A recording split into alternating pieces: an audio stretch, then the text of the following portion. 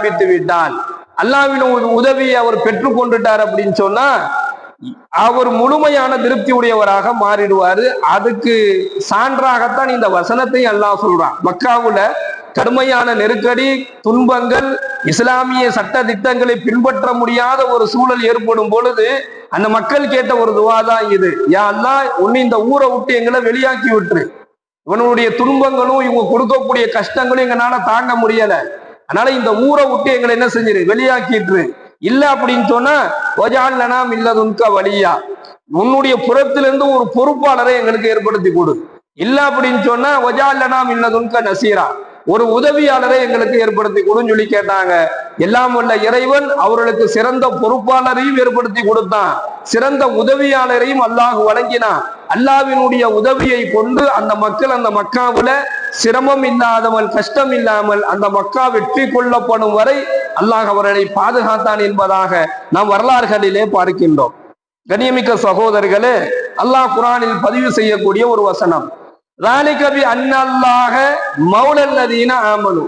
நிச்சயமாக அல்லாஹ் இறை நம்பிக்கையுடையவர்களுக்கு, யார் அல்லாஹ் மீது முழுமையாக நம்பிக்கை கொண்டார்களோ அந்த நம்பிக்கை உடையவர்களுக்கு நிச்சயமாக அல்லாஹ் ஒரு உதவியாளனாக இருக்கிறான் என்பதாக அல்லாஹ் பேசுறான். யாருக்கு அல்லாஹ் உதவி செய்யறான்னு சொன்னா, அல்லாஹ் மேல நம்பிக்கை கொண்டு யாரெல்லாம் வாழ்றாங்களோ, எது நடந்தாலும் அல்லாஹ் ஒருவன் தான், எது நடந்தாலும் அல்லாஹ் தான், நல்லது நடந்தாலும் கெட்டது நடந்தாலும் என் வாழ்க்கையில எல்லாமே என்னுடைய இறைவனுடைய புறத்திலிருந்து வருகிறது என்கின்ற முழு நம்பிக்கையோடு ஒரு அடியான் இருந்தார் அப்படின்னு சொன்னா அந்த அடியானுக்கு அல்லாஹ் உதவியாளனாக மாறான்.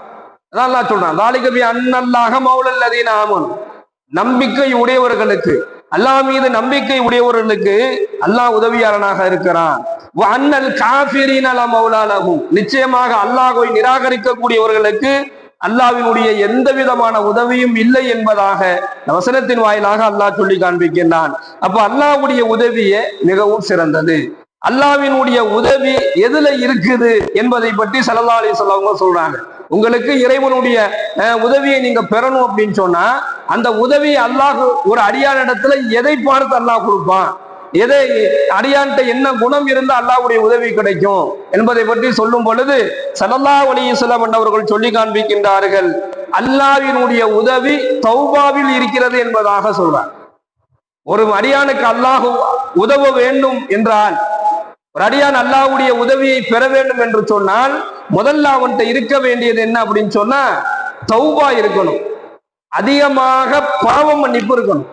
ஒவ்வொரு நாளும் அல்லாஹ்விடத்துல பிரார்த்தனையில அதிகமாக அந்த பிரார்த்தனையில்